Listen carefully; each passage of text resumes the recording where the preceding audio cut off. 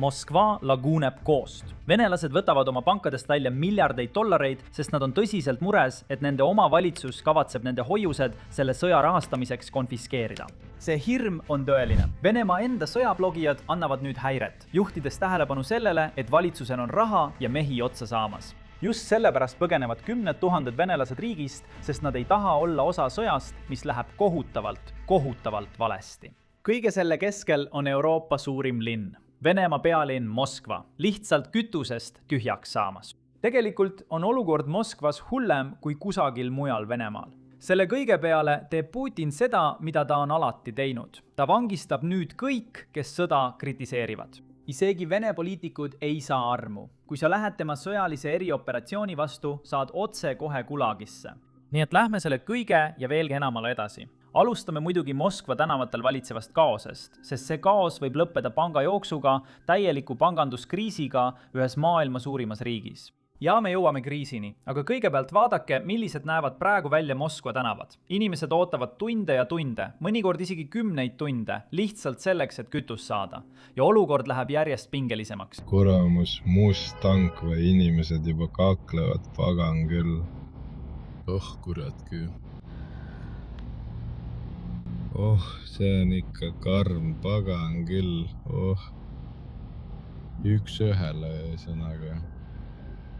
Siin pannakse ikka täiega. Moskva, 26 aasta, täiesti segi pööranud. Moskva 2026 tõesti.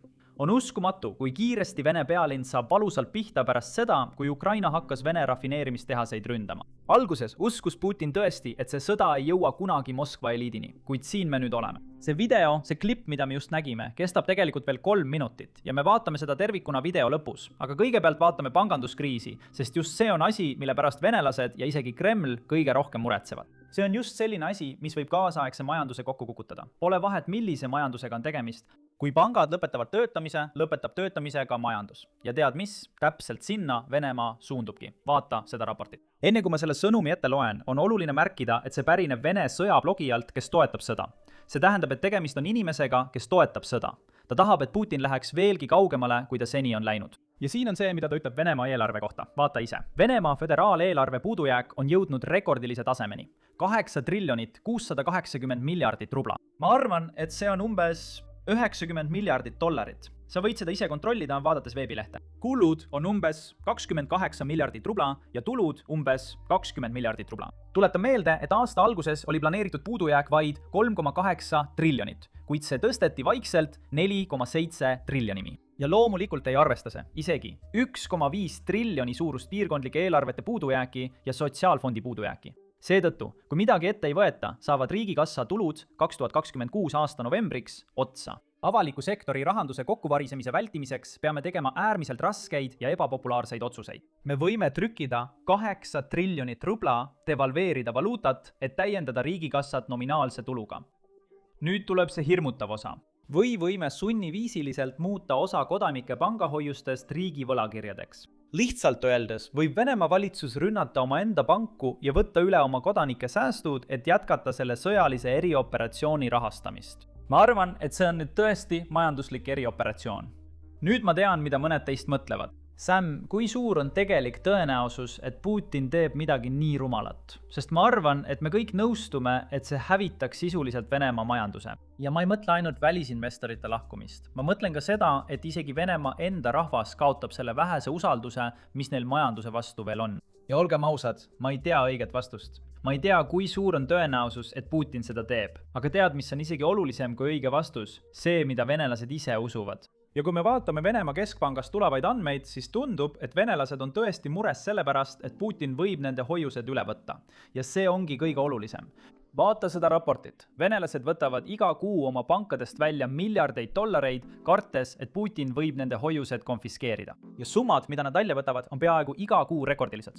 Juba sel kuul on venelased välja võtnud 300 miljardit rubla. See on umbes 2,5 miljardit dollarit. Kuu varem, juulis, võtsid nad välja ligikaudu 7 miljardit dollarit. Ja siis kuu varem, juunis, võtsid nad välja veel 5 miljardit dollarit.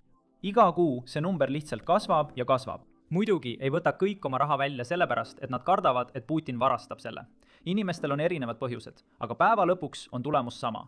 Mõned inimesed võtavad raha välja, sest nad tõesti kardavad Putinit. Teised inimesed võtavad oma raha välja, sest Ukraina droonirünnakud laoruumidele. Nad arvavad, et kui Wall Valbury kokku kukub, nii suur ettevõte, siis see põhjustab panganduse kokkuvarisemise ehk panganduskriisi. Ja sellepärast nad ei taha olla need, kelle raha jääb panka kinni ajal, kui pank kokku kukub. Nii et nad võtavad oma raha välja, mis tekitab Vene pankadele huvitava dilemma, sest oletame, et panganduskriisi tegelikult ei ole, eks.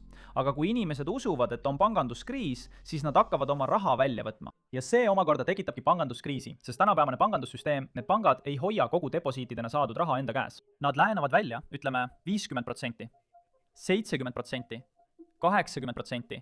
Sõltuvalt sellest, milline on Venemaa reservinõue. Nii et isegi kui kriisi pole, siis nüüd, kui nii paljud inimesed võtavad raha välja, see tekitabki kriisi. See muutub omamoodi ise täituvaks ennustuseks. Ja tead mis? Kui see jätkub, võime seda näha juba sel aastal juhtumas. 2026 aastal on venelased juba välja võtnud üle 2,5 triljoni rubla.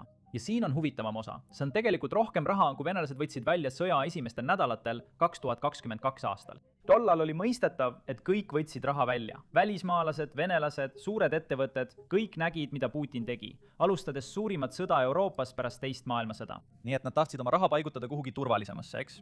Nii et oli loogiline, et venelased võtsid tollal triljoneid rublasid välja, aga nüüd teevad nad seda. 2026 aasta keskel. See on kindlasti muret tekitav ja see näitab, kui pessimistlikuks venelased on nüüd muutunud võrreldes 2022 aastaga. Ja pankade jaoks on see probleem tegelikult veelgi suurem, sest ühelt poolt võtavad venelased, hoiustajad oma raha välja, aga teiselt poolt on meil laenud, mida pangad on välja andnud. Need laenud lähevad aga hapuks. Nii et neid survestatakse mõlemalt poolt. Vaadake, mida ma silmas pean. Putini kaitsepank teatas mitme miljardi dollari suurustest kahjumitest laenude maksehäirete tõttu. See on tegelikult üks suuremaid panku Venemaal, ma arvan, et riigi 5 suurima hulgas, ja see kuulub riigile. Seega käskis Putin sisuliselt sellel pangal aidata kõiki kaitsetööstusettevõtteid, kes vajasid raha laienemiseks, et nad saaksid jätkuvalt varustada Vene armeed, mis võitleb Ukrainas. Aga kui sa tegelikult ei saa lihtsalt laenu anda, siis Putin käsib sul laene välja anda, siis on palju suurem tõenäosus, et ettevõtted lähevad pankrotti ja sa ei saa oma laene tagasi. Just täpselt see praegu toimubki. Nüüd, see on raport, mille me just saime. Aga ilmselt teadis Kreml sellest juba varem, sest selle raporti kohaselt on Kreml alates selle aasta algusest, teate küll, vaikselt süstinud raha sellesse panka, et see vee peal püsiks, samal ajal kui laenud kukuvad läbi. Ja see on samuti oluline, sest nagu me alguses rääkisime, ei paista Venemaa riigieelarve ise ka eriti stabiilne. Ja nüüd on Putin sunnitud päästma panku, mis tema poliitika tõttu läbi kukuvad. Nüüd, siin on midagi, mida sul võib olla raske uskuda. Osa sellest rahast, mida Putin kulutab, kulub tegelikult sinu peale. Venemaa kulutab tegelikult miljardeid dollareid propaganda levitamisele, mis on suunatud lääne publikule. Tegelikult on olemas selline mõiste nagu Vene veebibrigaadid. See on põhimõtteliselt hüüdnimi, mis on antud Vene botidele, Kremli botidele, kõigile neile Venemaa-meelsetele võltskontodele, mida sa näed internetis, olgu see siis Twitteris või siin YouTube'is. Ja need botid teesklevad, et nad on läänes elavad inimesed, samal ajal kaitstes kõiki Putini tegevusi. Selle brigaadi eesmärk on veenda sind, et Venemaa võidab ja Ukrainat pole mõtet aidata, sest see on kaotatud lahing. Just sellepärast me teemegi seda, mida me teeme, sest me tahame Vene propaganda vastu võidelda. Kahjuks ei ole meil miljardeid dollareid, aga meil on teie toetus. Nii et kui saaksid korraks aega võtta ja meid aidata, klõpsates allpool tellimisnupule ning võib-olla jagades seda videot kõikjal, kus saad, ükskõik millisel platvormil sa kasutad. Sest meie ei saa Vene brigaadi vastu võidelda, aga teie saate aidata meil natukenegi muutust tuua. Räägime nüüd Vene ettevõtetest, sest kannatavad mitte ainult Vene pangad, vaid ka Vene ettevõtted. Vaata seda videot, mida mõned Vene elanikud hiljuti jagasid. Ma tahan selle kurva video siia jätta. Ma jalutan Adleris mööda peatänavat ja kõik on kinni. Siin oli kunagi kohvik. Pind on üürile anda. Üks koht on suletud. Siin on pind üürile anda. Siin on kirjas, et pood suletakse. See ravimtaimede pood on ka suletud. Lähen edasi. See on meie vana pood. Ka suletud. Mul lihtsalt pole sõnu. See teeb nii haiget. Sellest on nii kahju. Ma tean, et see pind on ka vaba. Olen sõna otseses mõttes 3 hoonest mööda kõndinud. Siin on üüripind. Ja seal töötas kunagi üks tüdruk. See kohvik ei ole avatud. Need siin pandi kinni. Issand jumal. Noh, arva ära, mis on Putini lahendus kõigele sellele. Noh, ta annab väidetavalt relvi pangatöötajatele ja ma ei tee selle üle nalja. Vaata seda raportit. Moskva annab pangatöötajatele relvi, et nad saaksid droone alla tulistada, kuid paljud venelased usuvad, et tegelik motiiv on hoopis midagi muud. Ametlikult on see seotud droonide tõrjumisega. Mitteametlikult kahtlustavad inimesed, et tegelik põhjus on takistada kodanikel pankadesse tormamist, kui majandus veelgi halveneb. kütusepuuduse, tõusvate hindade ja pikkade järjekordade tõttu kasvab oht, et inimesed tormavad raha välja võtma. Tekivad sularaha puudus, kohalikud rahutused ja meeleheitlikud katsed säästudele ligi pääseda. Sellises olukorras on ohuks elanikkond ise. Kahjuks rakendab Venemaa juba praegu ametlikke või mitteametlikke meetmeid, et inimesed ei saaks oma raha välja võtta. Teate, isegi pangas kuulub sularaha hoiustajatele, kuid kahjuks ei ole see Venemaal alati nii. Vaadake seda klippi, kus üks naine räägib, kuidas ta ei saa oma raha välja võtta ega oma pangakontot sulgeda, sest ilmselt on see ebaseaduslik. Rekordilised summad pankadest. Raha liigub pankadest rekordkiirusel välja. Kes teab, kuhu see raha hiljem jõuab? Keegi ei tea, milleks seda kasutatakse. Mille eest sellega makstakse? Ma usun, et nii rasketel aegadel on see lihtsalt vastuvõetamatu. Täna VTB Pank. VTB Pank blokeeris mu konto ja blokeeris mu kaardi, kui proovisin pangas hoiukontot sulgeda. Vengas, sí. Kõlab nii absurdselt, et mul pole isegi sõnu. Mis? Mul pole isegi sõnu. Ma ei üritanud üldse raha välja võtta. Ma ei kandnud midagi kellelegi ega kuhugi üle. Ma lihtsalt logisin internetipanka sisse ja tahtsin sulgeda hoiukonto, mille ma 3 kuud tagasi avasin. Ja nemad kirjutasid mulle. See on kahtlane tehing. Oleme teie konto blokeerinud. Oleme teie kaardi blokeerinud. Blokeeringu eemaldamiseks võtke palun ühendust pangakontoriga. Kas sa teed nalja või mis? Cablete. Või ma olin lihtsalt täiesti pahviks löödud. Lisaks sellele soovitab Venemaa siseministeerium nüüd ametlikult venelastel piirata sularaha väljavõtmist ja vältida raha ülekandmist öösel, sest tead küll, see on ohtlik. Keegi võib su raha varastada, nagu oleks Venemaa 1990-ndatel. Ja kui juba 90-ndatest rääkida, siis tegelikult on energiakriis või kütusepuudus Venemaal jõudnud sellisesse punkti, et bensiinijaamadest on saanud ohtlikud kohad. Moskvas räägitakse nüüd lugusid, et kui tahad tanklast bensiini saada, pead relva kaasa võtma. Nii hulluks on olukord läinud. Sellest räägime kohe lähemalt. Aga kõigepealt las ma näitan teile, kui halvaks on olukord Venemaa pealinnas viimastel päevadel muutunud. On raske uskuda, kui kiiresti asjad lagunevad. Vaadake ise. Nagu ekraanil näha, näitab see kaader põhimõtteliselt seda, kui suures osas Venemaa tanklates tegelikult bensiini on.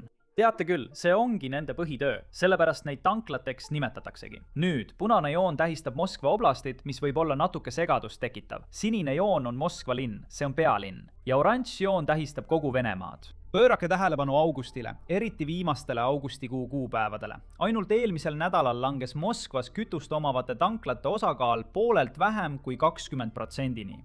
See on pealinn, Euroopa suurim linn ja ainult 1/5 tanklast on kütust, võib-olla isegi vähem. Ja olukord on tegelikult hullem kui kogu Venemaal kokku. Ja muidugi võrreldes ka Moskva piirkonnaga on olukord pealinnas tegelikult hullem. Seda on lihtsalt raske uskuda. See tähendab, et kui sa tahad Venemaal kütust saada, on see nüüd muutunud 3-päevaseks sõjaliseks erioperatsiooniks. Ja ma ei tee selle üle nalja. Ja ma tegelikult ei tee nalja, kuigi see kõlab nagu nali. Siin näete, kuidas see välja näeb. Autode read ja read ootavad lihtsalt oma järjekorda tanklas. Mõnikord võtab etteotsa jõudmine tunde, mõnikord 10 tunde, näiteks 10, 11, 12 tundi.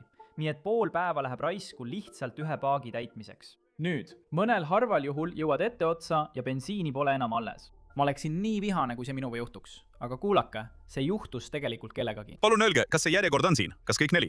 See on kõik 4. Me paneme nüüd kinni. Kütus hakkab otsa saama. Kõik. Lõpetame kell 2. Avame kõige parem kell 5, kui nad toovad, kui kütusauto tuleb. Nii et praegu pole üldse kütust. Pole mõtet üldse järjekorda minna. Sa ei jõua õigeks ajaks ja nemad ka mitte. Ja kas sa lihtsalt käid ringi ja ütled kõigile, jah, mul on inimestest kahju, aga mis sa teha saad? Ma ei läinudki edasi. Kõik. Ma ei ole enesetapelik. Olgu, ainult siin kohalikus piirkonnas. Olgu, aitäh, et hoolite. Head päeva. Hästi. Kõlab hästi. Sulgeme kell 2 ja parimal juhul ootame tarnet kella 5. Kas te juhtumisi teate, millal see kogu kriis lõpeb? Kas teil on mingit siseinfot? See on nagu mingi sütitav teave. Prognoosid on siiani tõesti halvad. Me elame kindlasti niimoodi edasi. Neil ei ole aega midagi ära teha. Hästi. Aitäh, et jäid positiivseks. Nägemist. Ei. Aga siin on olemas lahendus. Ja see viibki meid selle relvaloo juurde, mida ma olen kogu aeg lubanud. Üks Vene blogija selgitas just ainulaadset väikest meetodit, kuidas venelasena bensiinikanistrisse saada. Vaadake ise, Putin taastab tõesti Nõukogude Liitu. Eile täitsin kanistri 30 liitri bensiiniga. Mul on bensiini vaja generaatori jaoks ja kõik mu autod on diiselmootoriga. Seega paagist tühjendamine polnud võimalik. mul polnud valikut, kas täita kanister või viia generaator ise tanklasse. Ma aimasin seda kriiskavat heli, nii et ma ei hakanud kanistrit ette välja võtma. Läksin kõigepealt kassasse ja maksin ära. Siis läksin tagasi oma auto juurde, võtsin välja oma AKM-i ja viskasin selle selga. AKM on põhimõtteliselt Nõukogude automaat. See on nagu AK-47, aga ma arvan, et natuke kergem. Nii et seda ta siis tanklasse kaasa võtabki. Siis võtsin oma kanistri välja ja hakkasin seda täitma, pöörates selja tanklatöötajatele. Nad porisesid mu selja taga, et kanistrisse ei tohi tankida. Aga nad ei tulnud mulle eriti innukalt ligi. Täitsin kanistri ära ja sõitsin minema, kurva ja ebameeldiva mõttega, et 90-ndad tulevad tagasi. Ma pean inimesi relva näitamisega hirmutama. Kellel on relv, sellel on õigus. Juhtubki nii, kui hakkad pangakassiiridele relvi jagama. Tasapisi hakkavad kodanikud tanklatesse vintpüsse kaasa võtma. Loomulikult ei kavatse Ukraina seda olukorda Venemaa jaoks sugugi lihtsamaks teha. Tegelikult töötab Ukraina aktiivselt selle nimel, et veelgi rohkem probleeme tekitada. Alles eile õhtul tabasid nad taas üht Venemaa rafineerimistehast ja see oli üks suurimaid. Siin kinnitab seda lööki ka Zelenski ise. Avalduses öeldakse, et Ukraina kaudmaa rünnakud tabasid naftatöötlemistehast, mis asub enam kui 1600 kilomeetri ehk umbes 1000 miili kaugusel Ukraina piirist. See oli üks suurimaid naftatöötlemistehaseid Venemaal ja tead mis? See polnud esimene kord, kui Ukraina seda tabas. Venemaa arvas ilmselt, et kuna see on nii kaugel, on see ehk turvaline. Aga Ukraina tabas seda juba aprillis, siis mais, siis tegi juunis pausi, tuli tagasi juulis ja nüüd augustis. See on oluline osa Ukraina strateegiast, kus isegi kui Venemaa teeb rafineerimistehases remonte, tuleb Ukraina lihtsalt tagasi ja hävitab selle uuesti. Nii ei saa tehas tegelikult Venemaa naftapuudust leevendada. Just sellepärast hoiatavad mõned Vene sõjablogijad nüüd kütusevarustuse kokkuvarisemise eest, mida mõõdetakse juba päevades. Ehk siis vahe selle vahel, mida Venemaa tarbib ja vajab, ning selle vahel, mida Venemaa suudab toota või, ma arvan, importida. See vahe on väga suur. See tähendab, et Venemaal on võimalik oma reservidest ainult piiratud koguses võtta. Kuulake seda hoiatust. Praegu Venemaal pärast eilseid rünnakuid Orski rafineerimistehastele ja tulekahju Kaug-Ida rafineerimistehases hinnanguline alles jäänud bensiini tootmisvõimsus on alla 20%. Umbes viiendik sellest, mis oli. See tähendab, et Venemaal on praegu päevas 70 000 tonnine bensiini puudujääk. Reaktiivkütuse olukord on kõige kriitilisem, kuna lennukid ei saa parmatukas lennata. Mis saab õhutranspordist, raudteetranspordist elektrifitseerimata liinidel ja prügi kogumisest linnades? Raudteetranspordiga. Lühidalt öeldes me mõistame, et sellest olukorrast pole väljapääsu. Ja Venemaa jääb halvatuks. Sõda lõpeb just kütusekriisi tõttu. Lõpetatakse just. Taha teile veel kord meelde tuletada, et kui me arvestame nädalas 5 või rohkem põlevat rafineerimistehast, Kui te olete nende eest arvestanud? Venemaal on jäänud kõige rohkem 2, 3 või 4 nädalat. On jäänud 2-3 tundi. Kui 4 rafineerimistehast põlevad, olukord võib enne hooaja lõppu halveneda. Aga üldiselt käib loendus päevade kaupa. Üldiselt käib arvestus päevadega. Nüüd, mõnel inimesel on Venemaal siiski lahendusi olemas. Järgmises klipis on meil vene naine, kellel on üsna positiivne suhtumine. Ta ütleb, miks sul üldse gaasi vaja on? Meil on poes ikka veel õlut. Ja miks kõik paanitsevad, kui õlu on olemas? Kuulake. Kõik vinguvad praegu. Gaasi pole. Maanteedel on kuradi suured järjekorrad gaasi pärast. See on kõik jama. Aga kujuta ette, kui droon tabaks pruulikoda või õllepoode. See oleks täiesti perses. Tehast või poodi. Igal pool oleks järjekorrad. Nii et ole. Kurat selle gaasiga.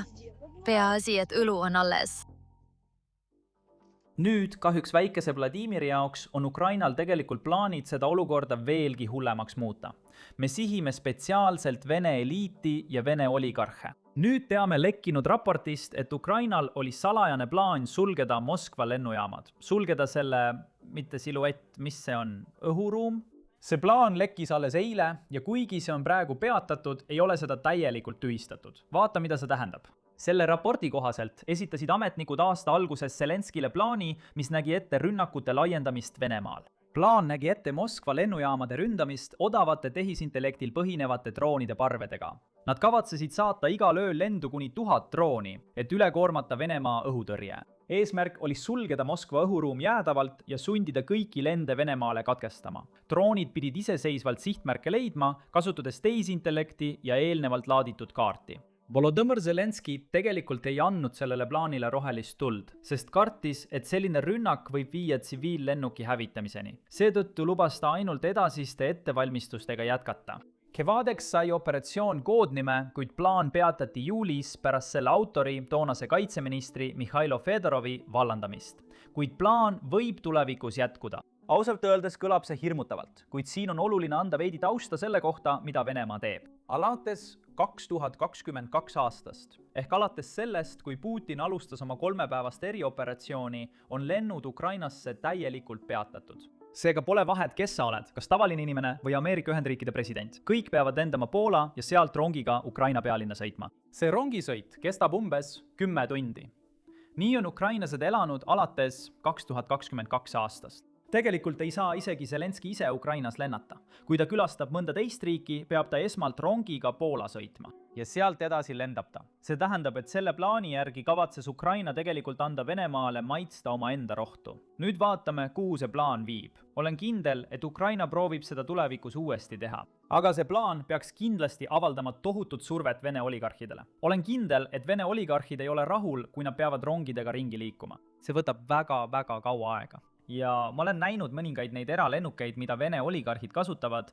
See näeb lihtsalt hullumeelne välja. Ma arvan, et Ameerika Ühendriikide president ei lenda sellises luksuses, millega Vene oligarhid harjunud on. Nii et kui Moskva õhuruum suletakse, hakkab Putin tundma suurt survet kõigi nende inimeste poolt, kes sellest sõjast palju kasu saavad. Ja loomulikult on see Ukrainale hea uudis, sest Putini paranoia on juba jõudmas uutesse kõrgustesse. Putin arreteeris just veel ühe kandidaadi, kes kandideeris tema partei vastu eelseisvatel tuumavalimistel, ehk siis Venemaa parlamendivalimistel. Ja arreteerimise põhjuseks, ilmselt tegi see mees mõned postitused, mis kritiseerisid režiimi. Nii et ta arreteeriti ja ta ei saa parlamendivalimistel kandideerida. Selliseks on tänapäeva Venemaa muutunud. Suurim kuritegu riigis on sõja kritiseerimine või muidugi uudiste või Putini kritiseerimine. Tead, selle loo kõige šokeerivam osa on see, et Ukraina viis just läbi oma suurima vastu pealetungi alates 2023 aastast. See pühkis sisuliselt kõik selle aasta Venemaa saavutused minema, samal ajal kui kaotati 100 000 sõdureid. Kuid ükski peavoolumeedia kanal tegelikult sellest ei räägi. Pole vahet, kummalt poolt sa vaatad. New York Times ei kajasta seda uudist, vähemalt veel mitte. Ka Wall Street Journal ei kajasta seda. Ja siis loomulikult on meil ka teine pool. Meil on Vene propagandamasiin, mis kulutab igal aastal miljardeid dollareid selleks, et levitada valesid, mida Putin tahab, et kõik usuksid. Just sellepärast me teemegi seda, mida teeme, et kajastada tõde Ukraina vaprusest ja võidelda Vene propaganda vastu. Tunnistan, meil ei ole miljardeid dollareid nagu Vladimir Putinil, aga meil on teie toetus. Hiljuti käivitasime Basics Insideri. See on viis, kuidas saate meid toetada ja vastutasuks lisasisu saada. Saate kohe liikmeks hakata klõpsates all oleval liitunupul või minnes lehele basicsinsider.com. Las ma räägin, mida liikmeks saades saate, sest see ei ole lihtsalt heategevus. Kui te liitute, saate eksklusiivseid videoid, mida me iga päev üles laadime ja mida siin YouTube'is ei näe. Me süveneme palju põhjalikumalt teemadesse, mida käsitleme ja kulutame rohkem aega detailidele, mis ei mahu nendesse videotesse. Ja muidugi, mis kõige parem, toome kohale kogenud sõjaveterane nagu Chuck Farr, kes analüüsivad rindekaadreid, selgitavad, mis tegelikult toimub ja eristavad fakte propagandast. See on tõesti meie tsenseerimata ja põhjalikum kajastus neile, kes tahavad neist konfliktidest aru saada rohkem kui vaid pealkirjade põhjal. Ja muidugi, olgem ausad, sinu liikmelisus aitab meid tohutult. Tegelikkus on see, et YouTube'i algoritm muutub pidevalt. Reklaamitulu tõuseb ühel päeval ja langeb järgmisel. Videoid soovitatakse sel nädalal, aga võib-olla järgmisel nädalal enam mitte, sest ütlesime midagi. Sellepärast tähendab liikmete kogukonna loomine seda, et saame jätkata iseseisva sisu tootmist, ilma et oleksime täielikult sõltuvad kõikvõimsast algoritmist. Nii et kui sulle meeldib põhjalikum analüüs ja tahad aidata meil seda tööd jätkata, saad liikmeks hakata klõpsates allpool oleval liitu nupul või minnes Basics Insiderisse. Meil oleks väga hea meel siin meie seas näha. Ja mis kõige parem, siin on lõik meie eksklusiivsest videost, kus Chuck Farr teeb oma tavapäraseid analüüse. Kuula kindlasti. Praegune heakskiidumäär ei tähenda, et neid kõiki tagasi ei saadeta. Loomulikult võivad valimised kõike muuta, aga mille pärast me peame muretsema? Putin, mina ei pea selle pärast muretsema. Sina ei pea selle pärast muretsema. Inimesed Putini ümber, tema oligarhiline klass, tema korrumpeerunud miljonäride kaader. Kuule, mees, nad tahavad lihtsalt tagasi minna suurte summade kasseerimise ja Rootsi bikiinimeeskonnaga Côte d'Azuril hängimise juurde. Nad ei taha seda teha. Ja ajalugu näitab, et kui sul on despootlik diktaator, keda ümbritseb kaasaitajate ring, kui nad tunnevad end ohustatuna, Caligula, Nero, Saddam Hussein, nad astuvad tema vastu. Nii et ajaloo põhjal on see paratamatu. See järgmine näitab, kuidas nad nüüd liiguvad. Nii et isegi mina vaatasin nende tapjad seal lähemalt. See on Tead, see on see, kuidas sa alati ütled, et ma ei ole, kui sa ütled midagi sellist oma vormi kohta. Need on Tšetšeeni jõmmid, eks. Nad on muidugi Tšetšeeniast saadetud nukudiktaatori poolt. Ja nad on kuulsad selle poolest, et teevad kaamera ees uskumatult rumalaid asju. Nad on põhimõtteliselt tagalamehed. Neid kasutatakse sageli jõustajatena Vene ajateenijate vastu. Ja mind ei üllata, et nad sõidavad kiirabiga. Miks nad ei peaks? Ja ma arvan, tehniliselt ei ole Genfi konventsiooni vastu, kui kiirabis on võitleja. Aga kui sa kasutad kiirabi selleks, et viia vägesid rindele, las ma ütlen nii. Ma arvan, et ukrainlased saavad aru, mida kiirabi teeb. Ja ukrainlased ei ründa punast risti. Ma mõtlen, Ukrainal ei ole vaja sõjakuritegu, et rikkuda oma suhteid lääne toetajatega. See piirab Ukrainat rohkem kui miski muu. Aga tead, ma olen isiklikult näinud videot, kus Vene ajateenijad lehvitavad Vene lippu põlenud. Kiirabi soomukil rindel Konstantinivka lähedal. Nad teevad kõike, mis neil läbi läheb ja teevadki. See on uksekella kaamera, mis salvestas raketirünnaku, mis jõudis Poola 100 kilomeetrit sissepoole. Ma ei tea, kas sa kuulsid sellest eelmisel nädalal. Jah, absoluutselt.